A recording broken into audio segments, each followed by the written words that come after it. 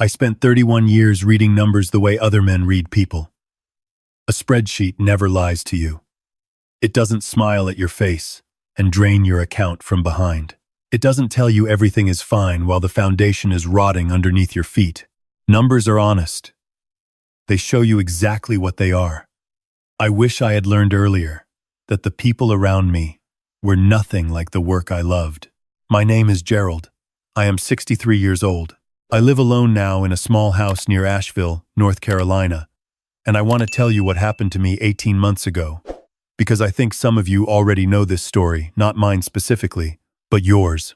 I think some of you are living it right now, and you don't have the words for it yet. Maybe after this, you will. I retired from a regional accounting firm at 61. 31 years. Partner for the last 12. I wasn't wealthy the way people on television are wealthy, but I had done well. I had a paid-off house in Charlotte, 4 bedrooms, 2-car garage, the kind of house a man builds a life inside. I had a 401k that made my financial advisor smile every time we sat down together. I had a savings account, 2 investment accounts, and a certificate of deposit I hadn't touched since my wife passed. My wife, Eleanor. She died 7 years ago from pancreatic cancer, and I won't spend too much time there because that grief is still mine and I don't share it freely. What I will tell you is that after Eleanor was gone, I made my son and my daughter the center of everything. That was my mistake. Not loving them without conditions, without ever asking what they were becoming, while I was busy pouring everything I had into their lives. My son is 34. I'll call him my son. He works in commercial real estate in Atlanta. He has a good income, drives a car I could never have afforded at his age, and has never once said, "Thank you for the down payment I gave him on his first apartment, the business school tuition I covered when he decided an MBA would accelerate his career, or the $40,000 I quietly sent when his first investment deal fell through, and he called me at 11 o'clock on a Tuesday night with panic in his voice. $40,000. I transferred it before sunrise the next morning because I didn't want him to suffer through the night. My daughter is 31. She married a man named, I'll call him my son-in-law, 3 years ago. He sells insurance and fancies himself an entrepreneur. He has launched, by my count, 4 different business ideas in the time I have known him, and every single one of them eventually required a conversation with me about a loan. He calls them loans. I called them loans too, for a while. After the 3rd one, I stopped pretending there was any intention to repay. My daughter adores him. She has always adored whatever was directly in front of her, and she has her mother's warmth but none of her mother's discernment. They both live their lives around me, the way satellites orbit a planet. Present, dependent, never quite landing. The summer before everything happened, I had started noticing something in my chest. I am not a man who dramatizes physical discomfort. I grew up in rural Tennessee with a father who drove himself to the emergency room with a broken collarbone because he didn't want to wake my mother. I have that same wiring. So when I say I noticed something, I mean I had been noticing it for several weeks before I said anything to anyone, and by the time I told my doctor it had progressed to the point where he sent me directly for a cardiac workup without passing go. The results were not good. I had a significant blockage. My cardiologist, a careful and serious woman named Dr. Reeves, told me I was a candidate for bypass surgery, and that waiting was not something she recommended. She used the phrase time-sensitive twice in the same sentence. I understood what she meant. I told my son that evening on the phone. He said, "Wow, Dad, that's intense," and then asked me whether I had updated my beneficiary designations recently. I sat with that question for a long moment before I answered. I told my daughter the next morning. She was in the middle of something. I could hear my son-in-law talking in the background, something about a conference call, and she said she would call me back. She called back 4 hours later and asked whether I had gotten a second opinion. I had not. I trusted Dr. Reeves, but I made an appointment for a second opinion anyway, not because I doubted my diagnosis, but because I was beginning to understand that I needed more time to observe things clearly. The surgery was scheduled for a Thursday in October. A Thursday. I remember, because my son told me that Thursday was actually a problem for him. There was a closing on a commercial property in Buckhead that he had been working toward for 8 months, and could I see whether it was possible to reschedule? I did not ask Dr. Reeves to reschedule. I told my son the date was set and that I would see him Wednesday evening. He arrived Wednesday evening. My daughter and son-in-law arrived together around 8 o'clock. My son-in-law brought a bottle of wine. I remember thinking that it was a strange choice for the night before a man's open-heart surgery, but I poured a glass and sat with them at my kitchen table, and I watched them. Here is what I observed. My son spent most of the evening on his phone. Not rudely, he kept it below the table, which he seemed to believe made it invisible. My daughter talked about their upcoming trip to Scottsdale. She and my son-in-law were going in November for what she described as a reset. She talked about the resort they had booked. She talked about the spa treatments. She asked me, almost as an aside, whether I had considered updating my will before the surgery, just to make sure everything was in order. My son looked up from his phone when she said that. I told them both that my affairs were in order and that they should not worry. I meant both of those statements in ways they did not understand. My son-in-law, to his credit, helped me clean up the dishes. While we were standing at the sink, he put his hand on my shoulder and said, "Gerald, you're going to be fine. You're tough as nails." It was the kindest thing anyone said to me that evening. I stored it away, because kindness from an unexpected place is worth keeping. They all left by 10. My son had booked a hotel rather than stay at the house easier, he said, because he would need to leave early for his flight back to Atlanta. The closing on Thursday couldn't be moved. He would be thinking of me. I lay in my bed that night, and I thought about Eleanor. I thought about the way she used to hold my hand during difficult things. She held my hand when my father died, in that same bed, third bedroom on the left.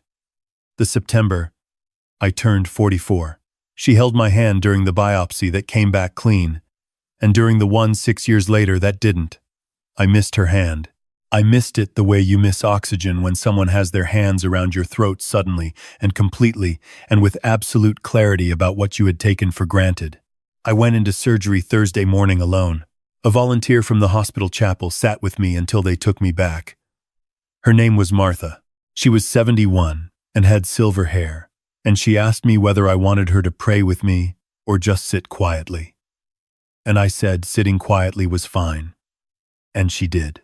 I have thought about Martha many times since then.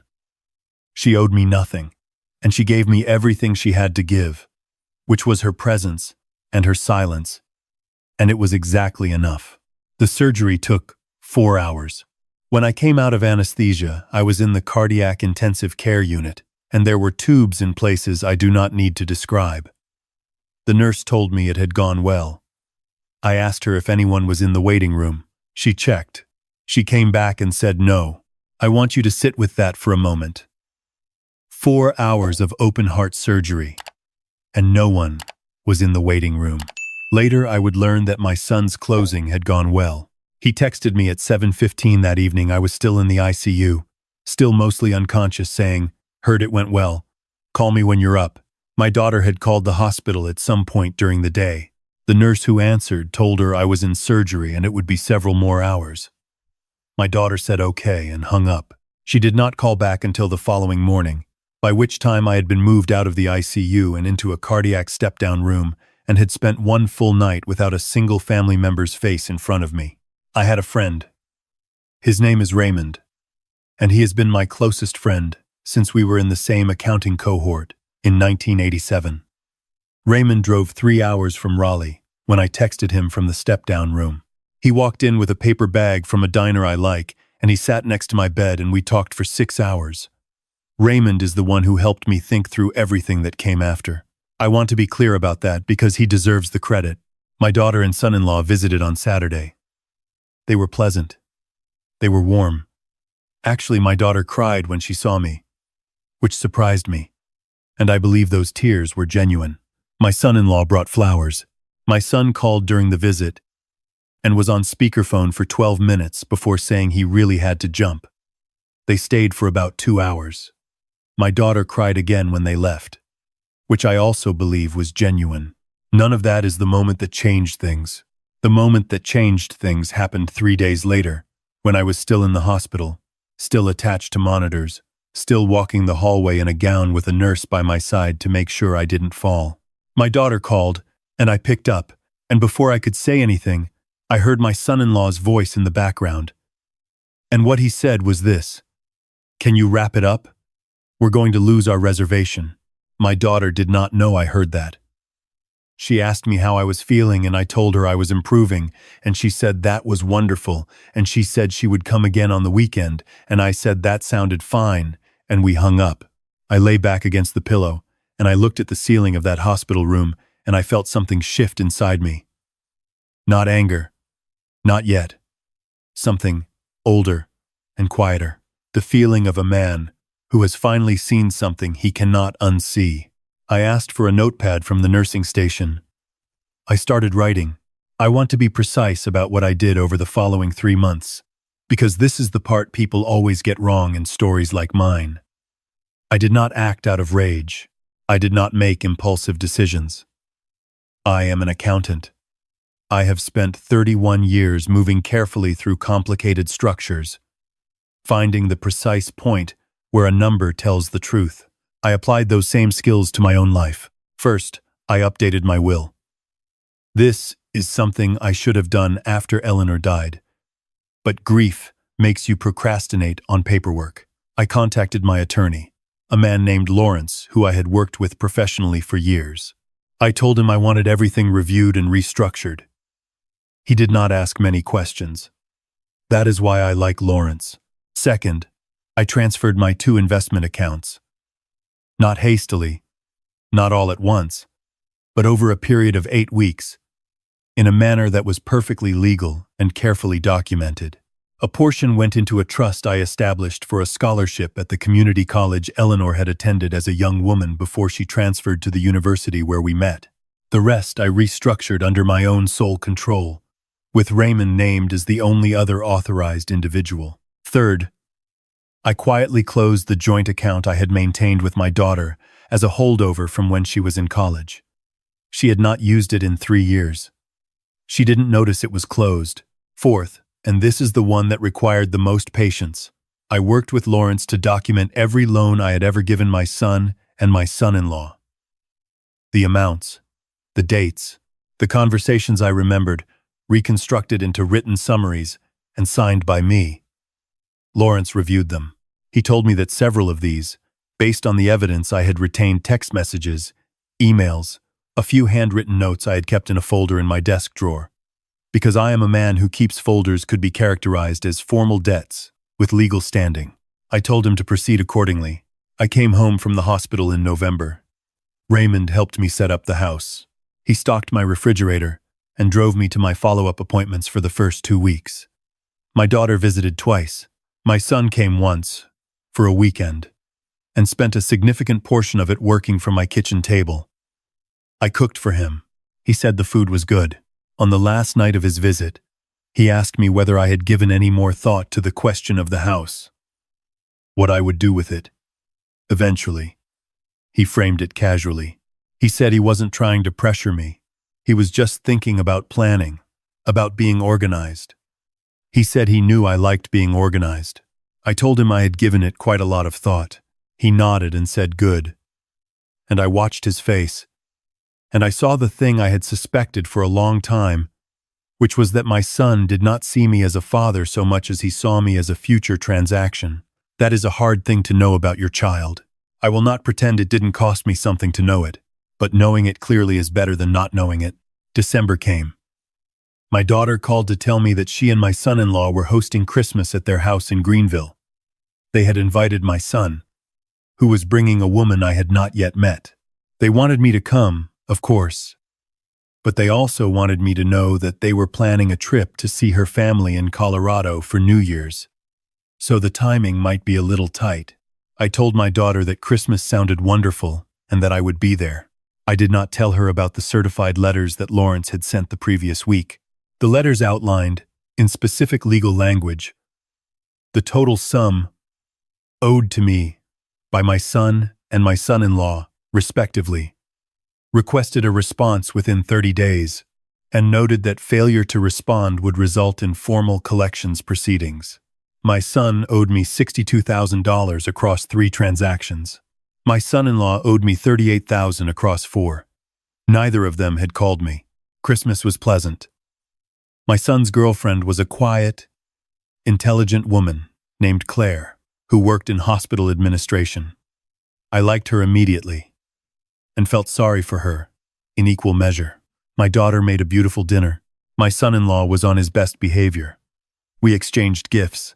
I gave each of them something thoughtful. They gave me a fruit basket. On the drive home, I called Raymond and I said, "It's time." January. 3 months after my surgery, I was cleared by Dr. Reeves to resume normal activities. She showed me the imaging with the satisfaction of a craftsman looking at finished work. I told her she had done a fine job. She said I had been a good patient. That same week, I listed my house, not quietly, publicly, through an agent, with a sign in the yard. The listing went live on a Tuesday. My daughter called me Thursday. She had seen it on Zillow. Her voice had a tone I had not heard from her before, not quite panic, not quite anger. Something between the two, like a person who has stepped onto ice and is not yet sure whether it will hold. She asked me what I was doing. I told her I was selling my house and moving to Asheville. I had a small house under contract there already. I had put a deposit down in November. She said, "Dad, this is why wouldn't you talk to us about this?" I said, "When would I have done that?" She was quiet. I said, "You were in Scottsdale." More quiet. I told her the move would be complete by February, and that I was very much looking forward to the mountains. I asked her how she was doing. She said she was fine. We hung up. She wants to say, she was a mentor like Taken. She was not meant to say. She was not meant to say. My son called an hour later. He was less measured than his sister. He wanted to know what I was thinking, whether I had actually thought this through, whether I understood what the market was like right now, and whether I had talked to a financial advisor. His tone was the tone of a man who manages risk for a living and has encountered an unfamiliar variable. He was not asking out of love. He was asking because he had begun to understand that the transaction he had been anticipating was no longer structured the way he had assumed. I told him I had thought it through carefully. I told him I had spoken with my financial advisor extensively. I told him I was also curious whether he had received the letter from my attorney. A different kind of silence. He said, "I was going to call about that." I said, "I know." I told him that I had no interest in taking him to court. I told him that I had no interest in making his life difficult. What I wanted, I said, was simply to restructure our relationship to reflect its actual nature. He had borrowed money. That money had terms now. The terms were reasonable, and the timeline was generous. I suggested he speak with his own attorney and get back to Lawrence within the window provided. He said, "Is this because of the surgery?" I said, "This is because of 34 years. He didn't have an answer for that. The house sold in 12 days. Good market, good house, right price. I made a significant profit. I put most of it in the trust and kept enough to live comfortably for the rest of my life, provided I remain reasonably sensible about how I spend it. I do not need to be extravagant. Eleanor and I never were. I moved to Asheville on a Saturday in February with Raymond's help and a professional moving company. The house there is smaller, but the light is different. There are mountains.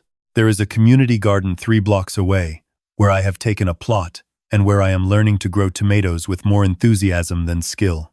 The woman in the adjacent plot is named Dorothy, and she is 70 and was a pediatrician for 40 years, and she knows more about tomatoes than I know about anything, which I find deeply humbling and also entertaining. My son responded to Lawrence's letter in February. He did not acknowledge the debt in full, but he proposed a payment structure. Lawrence told me it was a reasonable counteroffer. I accepted it. The first payment arrived in March. It was not the money that mattered. It was the acknowledgement, the number that finally told the truth. My son-in-law did not respond to the letter.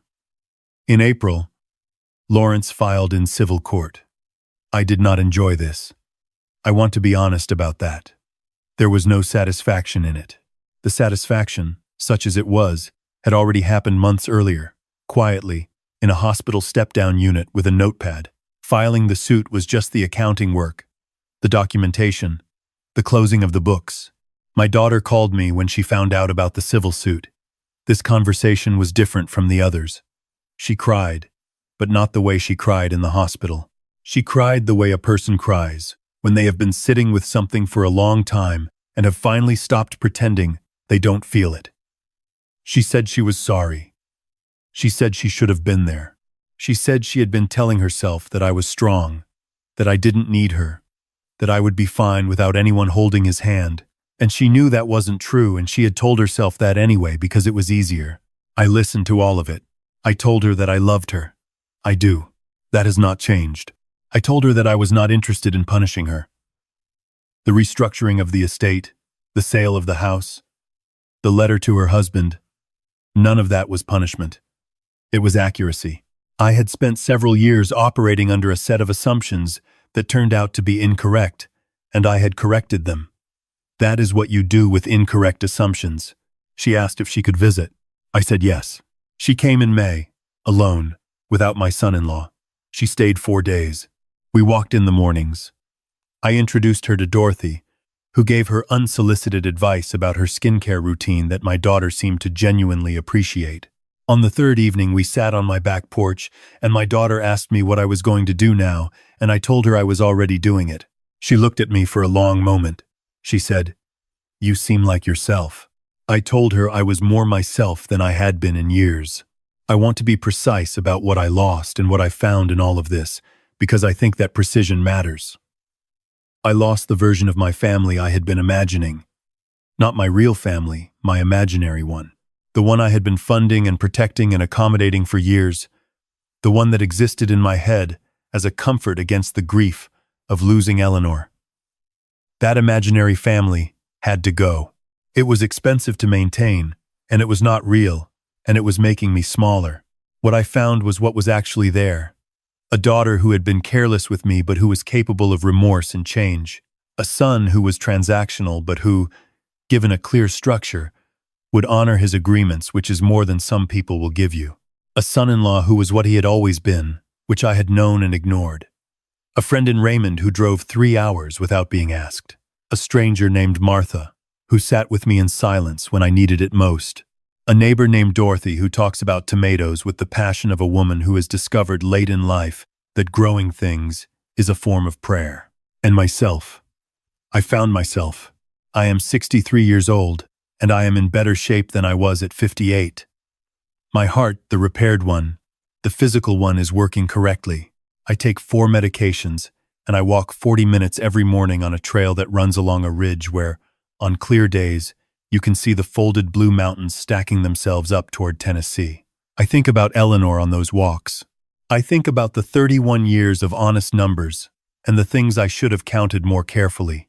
I think about the moment I understood, lying in a hospital bed with no one in the waiting room, that a man can spend his whole life being necessary without once being seen. I am seen now. Quietly, in small ways. Dorothy waves at me from her tomato plot. Raymond calls on Sunday evenings. I'm in. I'm in. I'm in. I'm in. I'm in. I'm in. My daughter visits when she can, and there is something different between us now. Something more honest, and therefore, more sturdy. My son is working through his repayment schedule. We talk occasionally.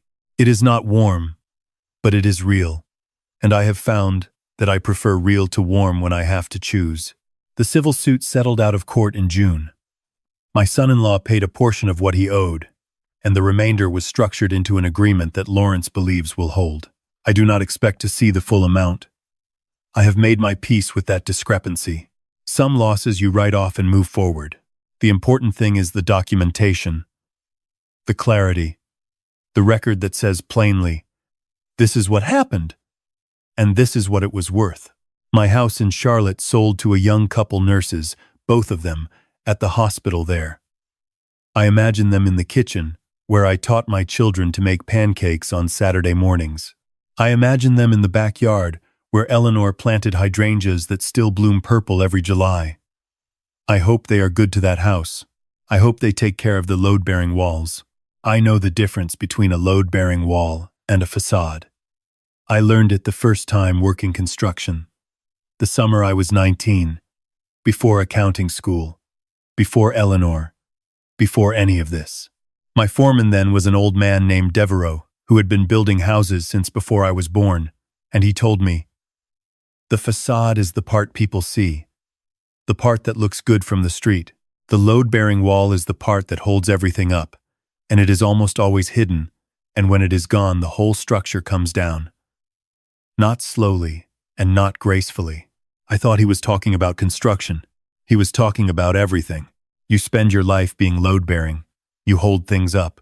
You do it because you love people, and because you are strong, and because it is what you were built to do. And somewhere in the middle of all that holding, if you are not careful, you forget that you are not the building. You are the man inside it. And the man inside it deserved better. I am 63 years old. I live in the mountains. I grow tomatoes badly. I walk in the mornings and I breathe the cold air. And I watch the light come up over the ridge. And I feel, more than anything else, like a man who has settled his accounts. Every number is exactly where it belongs.